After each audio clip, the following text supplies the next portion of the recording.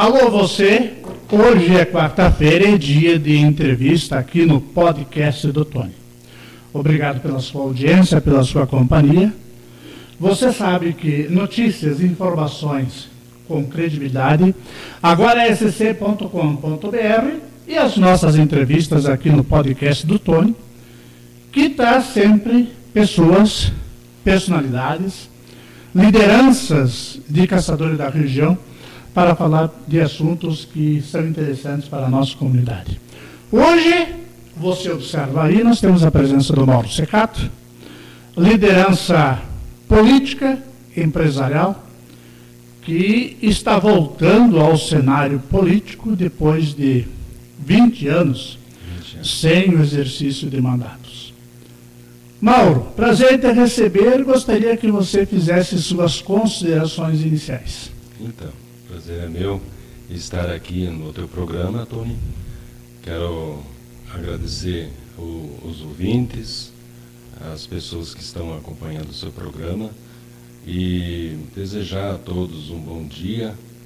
Caçador é uma cidade fantástica e nós temos ótimos planos para Caçador, planos do futuro. Paulo, você é caçadorense?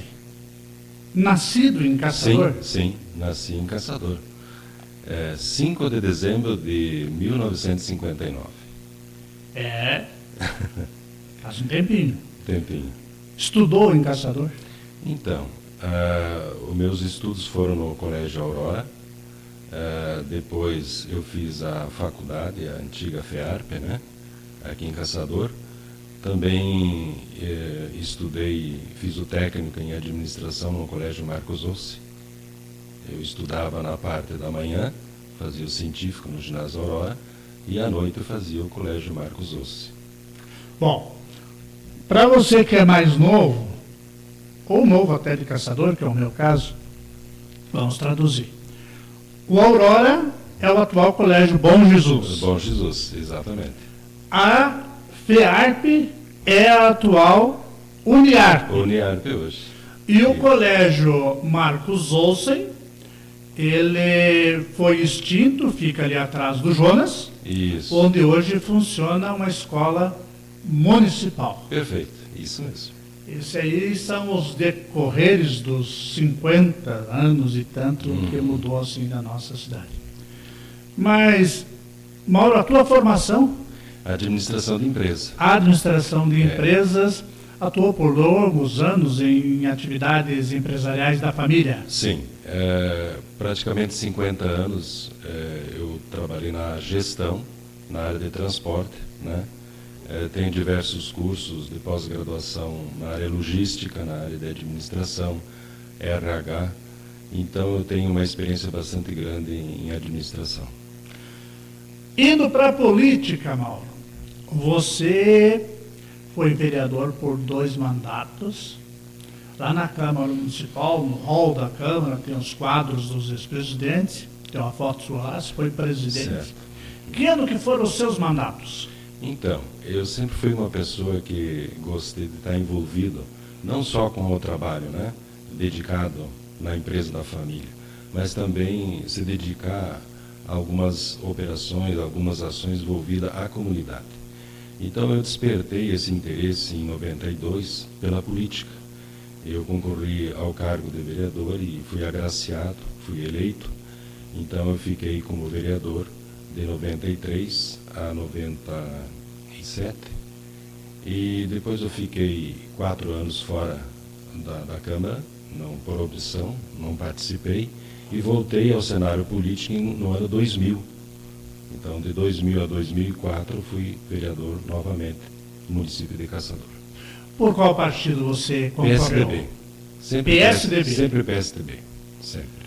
É o partido que eu escolhi, até pela ideologia que o partido tinha e tem, aonde une o trabalho, né, e também a construção, o desenvolvimento de novas empresas que venham beneficiar o trabalhador.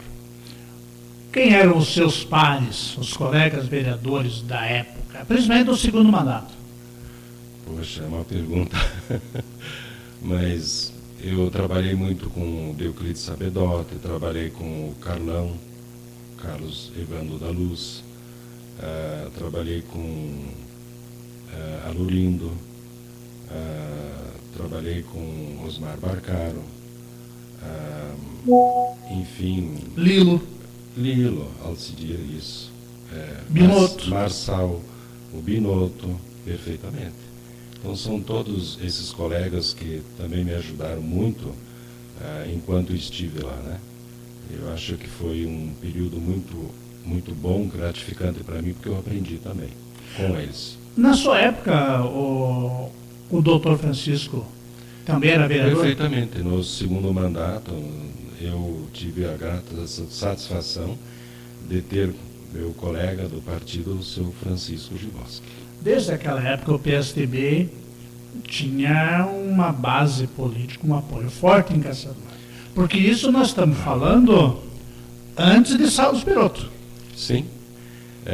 Na verdade, a gente construiu o partido. Eu tenho 35 anos de PSDB em Caçador. Então, nós começamos um partido lá atrás muito pequeno. Modesto. E aos poucos a gente foi construindo, foi trabalhando para chegar no poder executivo, através da pessoa do Saulo. Então o PSDB tem um jeito especial de tratar como trabalhar com a comunidade. Tem um carinho especial de trabalhar corretamente com a comunidade caçadorense. Mauro, você é um homem atualizado com o que está acontecendo na política, na sociedade. O que você imagina assim de diferente de 1992, vereador, com os dias de hoje na política? Eu vejo assim que o poder legislativo ele é um reflexo da nossa sociedade. Se o cidadão caçadorense, as famílias caçadorenses, elas vão mudando de opinião, exigindo mais do poder público, os políticos que chegam lá no Poder Legislativo também estão preparados para atender esse desejo de mudanças, essas necessidades que o povo caçadorense precisa. Então houve evolução, sim. Se a gente voltar ao passado, analisar tudo o que os vereadores faziam pela comunidade de caçador, que é fiscalizar, formalizar leis, né? Hoje, os vereadores trabalham no mesmo sentido, mas atendendo preocupações maiores, reivindicações maiores que os cidadãos caçadorenses estão pedindo, solicitando.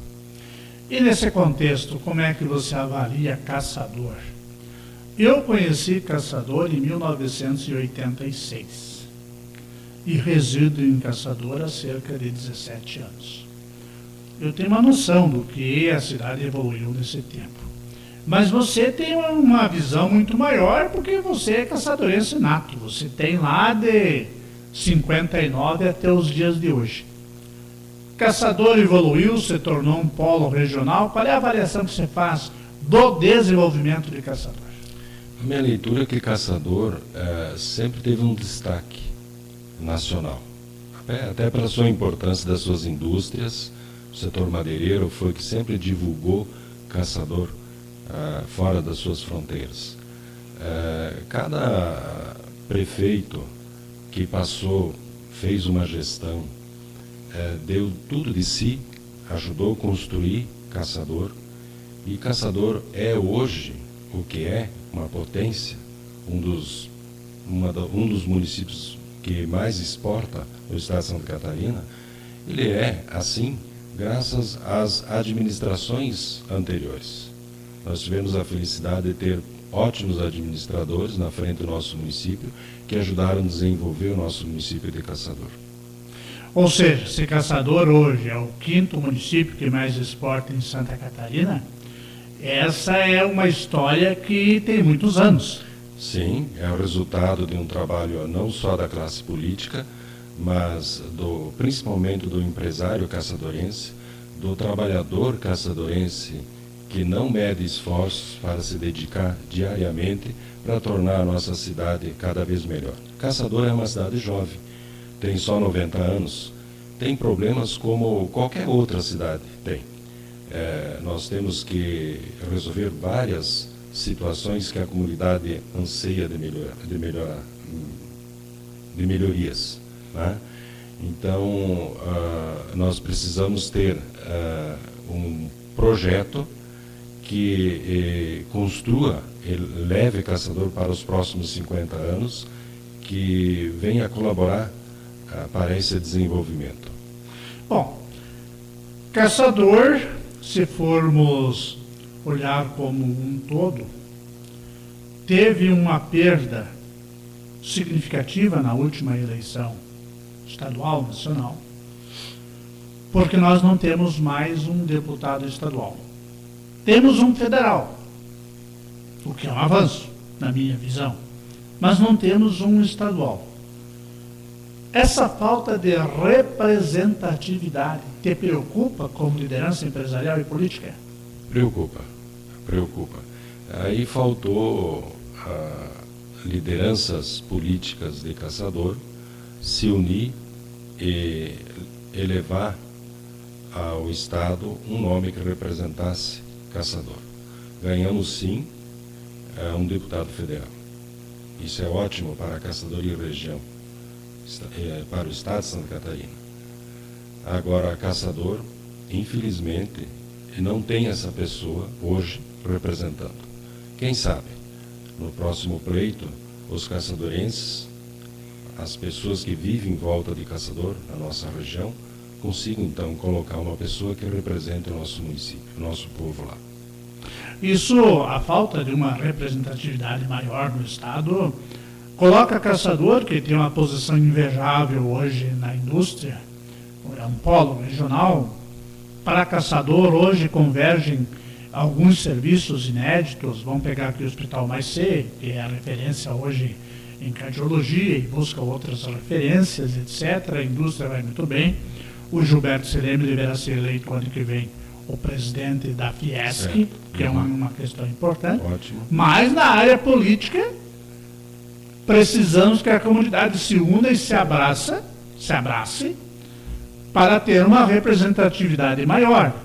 Sim. No plano geral, independente de partido, não é? Independente de partido. Eu acho que o representante na área política, um deputado estadual, ele tem os caminhos certos, ele tem as verbas, ele tem os projetos para ser lançado ao governo do Estado, e isso reverte em verbas para o nosso município. Só quem representa Caçador é que sabe dos detalhes, sabe das necessidades que nós precisamos. Então é muito importante, sim, que a gente tenha o nosso representante dos caçadorenses lá na Assembleia. Quem sabe na próxima, né? Porque é um fato, né, irmão? Um cidadão, vou pegar aqui aleatoriamente, um cidadão de Itajaí, vem Caçador, pega 1000 votos, se elege deputado estadual, mas nós não temos um caçadorense. Por mais que ele tenha amigos aqui, apoiadores e tal, na hora da repartição do bolo, dos recursos que ele tem, ele vai priorizar Itajaí, a terra dele, não Caçador. Então a gente fica com, desculpe a expressão, a gente fica com as sobrinhas, com o quê? Com as migalhas. Com as migalhas. Eu acho que nós não merecemos migalhas, né? Muitas pessoas, de repente, ficam contentes quando recebem pequenos valores. Mas, na verdade, Caçador, como é uma das cidades que mais exporta de Santa Catarina e se destaca no cenário nosso, catarinense, ela precisa receber como retorno grandes obras, grandes projetos e não migalhas. Então nós precisamos sim de um representante à altura do nosso município. Só para reafirmar aqui, Caçador é o 5º município maior exportador de Santa Catarina. É evidente que a gente fica ali atrás de Itajaí, alguns outros ali, sim, de muita proximidade com os portos. Caçador está entre as 20 maiores economias do estado. E Caçador também está entre os 20 maiores municípios em número de eleitores. Essa é a importância de Caçador, que inegavelmente é o maior polo regional do meio oeste. É um dos maiores colégios eleitorais de Santa Catarina. Exatamente. Vamos trazer aqui para a nossa Caçador, Mauro, e para o ano 2024, que é o ano de eleição. Mauro, nós temos um cenário político, eu vou citar aqui de cabeça e você tem toda a liberdade de complementar ou discordar. Nós temos um cenário hoje com uma pré-candidatura à reeleição do prefeito Alencar Mendes. Nós temos pré-candidaturas postas, que são a do MDB, embora ainda não se conheça o nome do candidato, eu pelo menos não conheço o nome do candidato do partido, o ex-prefeito Imar Rocha pelo PSB. Nós temos aí a pré-candidatura colocada do Ficali, presidente da Câmara, pelo Progressistas, PP, e temos o PDT com dois nomes ali colocados como pré-candidatos, o Mauro de Lima e a Lu Dias. Como é que se avalia esse cenário político de Caçador pensando nas eleições de 6 de outubro deste ano? Então, eu acho que é normal aparecer essas lideranças, essas pessoas, se colocar à disposição do povo caçadorense para uma avaliação, né? Agora nós temos que ter bastante prudência, porque querer ser candidato é ótimo. Agora, poder é bem diferente, porque a responsabilidade de administrar o município é muito complexa. As pessoas precisam entender de pessoas. Nós estamos numa época onde nós precisamos, para fazer uma gestão pública, entender melhor as necessidades de um povo como de Caçador. Identificar as necessidades que precisam no dia a dia e o gestor tem que encontrar a solução.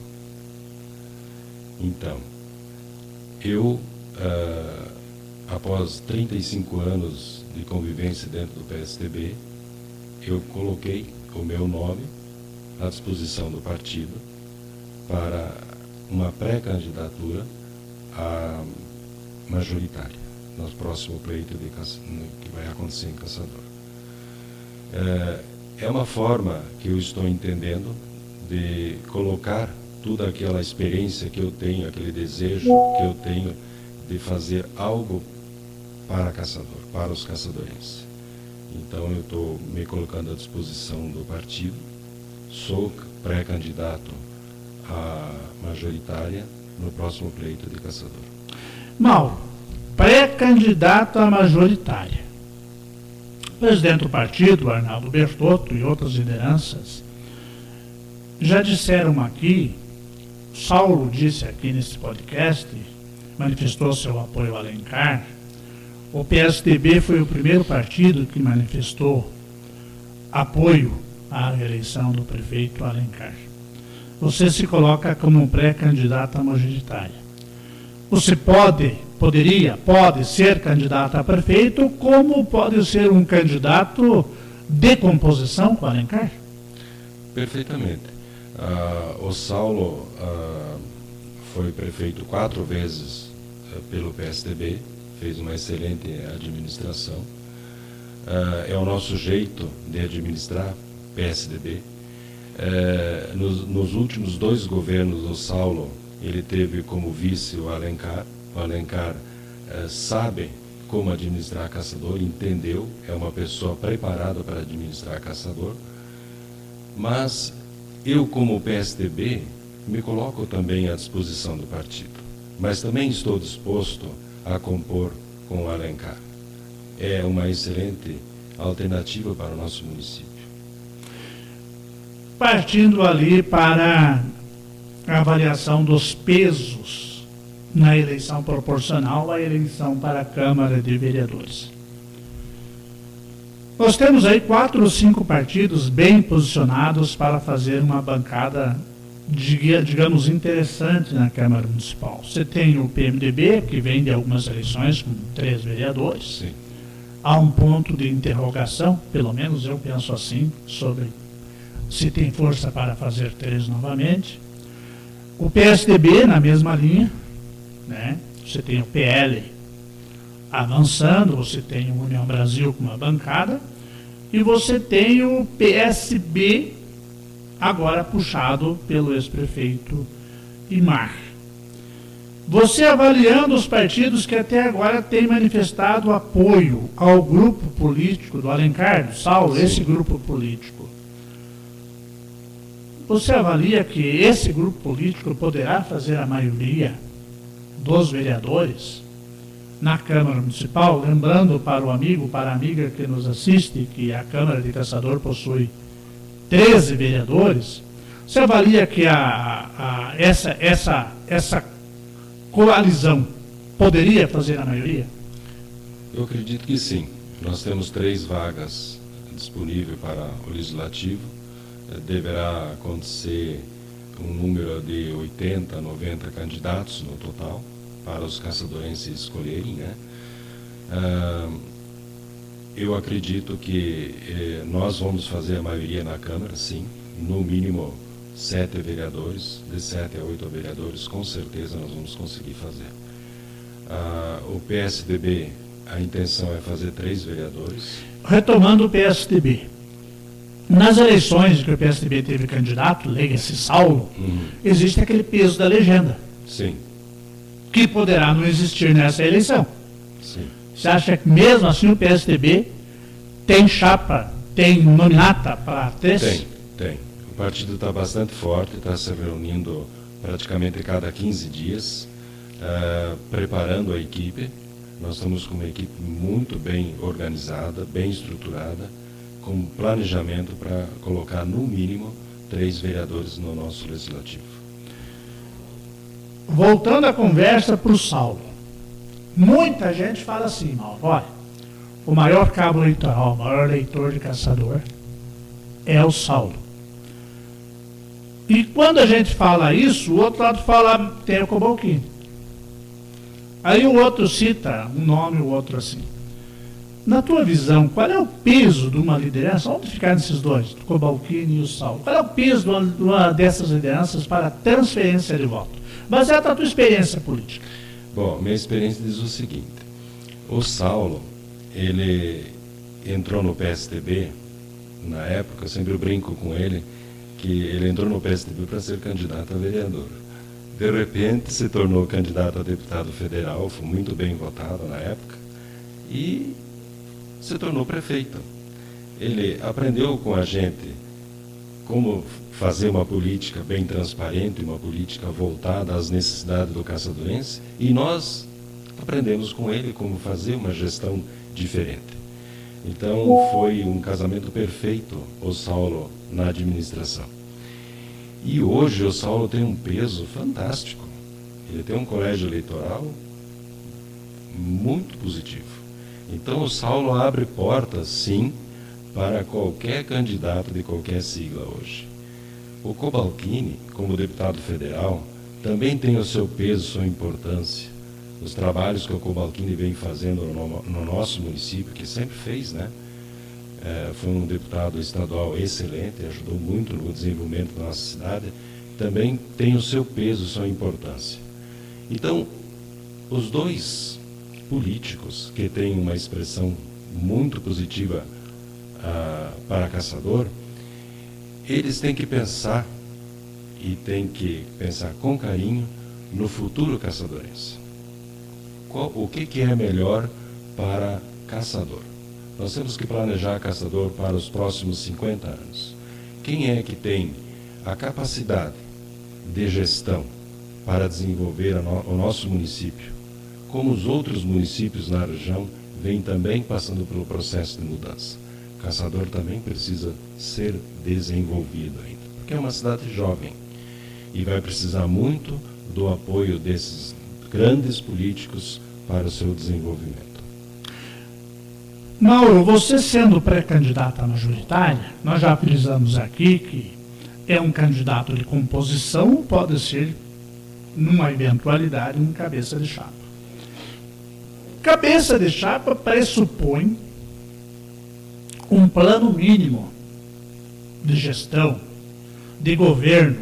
Eu estou falando mínimo porque o entendimento meu é de que um plano de governo, na verdade, se faz na pré-campanha. Mas o candidato, o pré-candidato, normalmente tem uma linha, uma visão sobre o que os municípios, no caso Caçador, sobre o que Caçador precisa para seguir o seu caminho de desenvolvimento. O que você acha que hoje é mais necessário em Caçador para que a cidade continue nesse caminho de desenvolvimento? Bom, como eu vinha comentando, a forma de gestão aplicada em Caçador está correta. Nós precisamos só adaptar algumas pequenas mudanças onde o cidadão caçadorense está identificando que existem falhas. Por exemplo, na área da saúde, nós temos uma estrutura muito positiva. O que falta, de repente, é a humanização. É aquilo que eu sempre comento. Traduzindo para o nosso linguajar comum. Quando você fala humanização, você está falando atendimento. Atendimento. Quem atende, não quero dizer aqui que quem atende mal. De repente ele tem que ser preparado para entender a dor do paciente. Todos nós, não importa o setor que a gente desenvolve as nossas operações, nosso serviço, nós precisamos entender melhor quem nos busca, quem nos pede ajuda, para atender melhor. Nós entendendo a necessidade, aonde que leva o problema e por que leva o problema, nós vamos na raiz da questão e resolvemos. Então, eu acho não, tenho certeza, que a administração do futuro, ela tem que ter mais energia, ela tem que ter mais compreensão ao ser humano. Porque ele, em paz, ele com os seus problemas resolvidos, a solução será bem diferente para o nosso município. Nós vivemos, o mundo contemporâneo vive um dilema sobre a questão do atendimento, da humanização. Veja bem, Caçador hoje, muita gente entende que a prefeitura teria que dar um passo à frente e digitalizar o atendimento. Explico. Consulta médica, por exemplo, nos postos de saúde, agendar pela internet. Só que é uma coisa clara, a internet é fria. É a mesma coisa que você tentar cancelar um plano de televisão, de telefone. Quanto tempo você vai demorar para conviver com isso para resolver o problema? Na outra ponta, nós queremos um atendimento humanizado melhor. Como resolver essa situação? Um estudo resolve para saber o que pode ser digitalizado e o que tem que ser atendimento pessoal e melhorar isso? Sim. A parte da informação, ela ajuda muito, ela agiliza o processo de, por exemplo, marcar uma consulta. Mas nós não podemos esquecer que o contato direto do médico com o paciente, a forma como ele vai entender o problema do paciente é diferente. Então isso tem que existir, lógico. Uma coisa é você marcar ou agendar a consulta, e outra coisa é a forma como você é atendido nos postos de saúde. Compreender, né? Às vezes um paciente busca um atendimento, ele acha que aquela dor é em relação a um problema de estômago, de coluna que tem, e na verdade não é isso. O problema é bem diferente. Então, quando eu falo assim, humanização, é ouvir mais as pessoas, é entender mais o problema das pessoas. Indo para a área da educação, por exemplo, nós temos que, o nosso educador tem que dar mais valor ao jovem, no sentido de deixar ele despertar, colocar as suas vontades, seus desejos. Hoje a nossa educação, ela não chegou ao nível ainda de dar a oportunidade do jovem colocar as suas qualidades, aflorar os seus desejos, o seu conhecimento.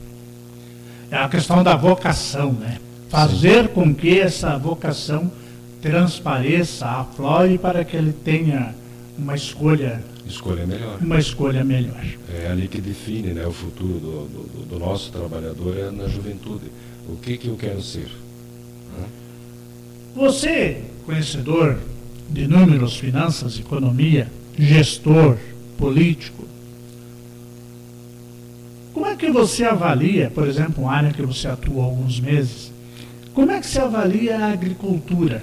Porque o forte nosso de caçador é madeira, base florestal, que vai muito bem, obrigado.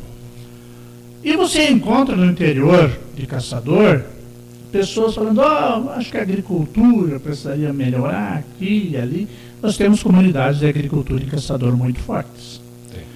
O que falta na agricultura, por exemplo? Então, eu participei, como você falou, 7 meses na Secretaria da Agricultura. Até foi um aprendizado, uma oportunidade que eu tive para conhecer melhor como funciona a administração pública. E lá na Secretaria da Agricultura eu tive a oportunidade de conhecer vários agricultores que, com a sua força, o seu conhecimento, eles agem independente. Eles são realmente, há uma potência em caçador na área da agricultura. É o segundo setor, né, que movimenta a nossa economia. Então, o nosso agricultor hoje ele está muito bem, ele está com projetos bem claros na mente dele do que ele tem que fazer, ele tem conhecimento, está produzindo, e o que falta do poder público é mais ação no sentido de apoiar os agricultores com melhorias das rodovias, do acesso à área plantada. Está precisando mais nesse sentido. Entendemos, sim, que a questão do tempo tem complicado bastante, né? As causas climáticas dificulta bastante, mas com rodovias bem estruturadas, nós vamos ter condições, sim, de atingir os desejos do nosso agricultor. Mauro, eu acho que foi um papo bem interessante, para muita gente esclarecedor, e eu gostaria de deixar o microfone aberto para suas considerações finais. Fique à vontade. Então, para mim foi uma grande satisfação, Tony, participar do teu programa. É uma oportunidade que eu estou tendo de colocar para a comunidade caçadorense esse meu desejo de fazer alguma coisa por caçador. Eu fui político, vereador 2 vezes, eu sei a experiência, eu tive a experiência do que é legislar aqui no município de Caçador, e agora eu gostaria de ter o apoio dos caçadorenses para chegar ao Poder Executivo e desenvolver a comunidade de Caçador todos os meus projetos, meus desejos de desenvolvimento para a nossa cidade. Muito obrigado. Mauro, obrigado por ter vindo até aqui. Um grande abraço. Um abraço. E eu te desejo toda a sorte do mundo e muito sucesso na sua caminhada. Obrigado. Para você, amiga, para você, amigo, que nos dá o prazer da audiência, fica aqui o nosso convite para que na próxima quarta-feira você esteja conosco quando teremos mais uma entrevista no podcast do Tony. Bom, você sabe, nós estamos em ano de eleição e o podcast do Tony é um espaço para que pré-candidatos, lideranças, presidentes de partido, etc., venham aqui expor os seus projetos, os seus planos políticos, as suas aspirações. Isso vale para Caçador, vale para Lebon Reis, Calmon, Matos Costa, Timboa Grande, Arroio 30, Salto Veloso, Rio das Antas, Freiburgo, para toda a nossa região. Basta você fazer um contato conosco. Eu vou deixar aqui um WhatsApp para você fazer contato comigo.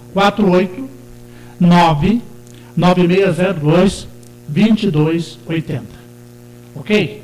Para notícias e informações, agora sc.com.br e aqui no podcast do Tony, toda quarta uma nova entrevista para você. Abraço, minha gente, até mais.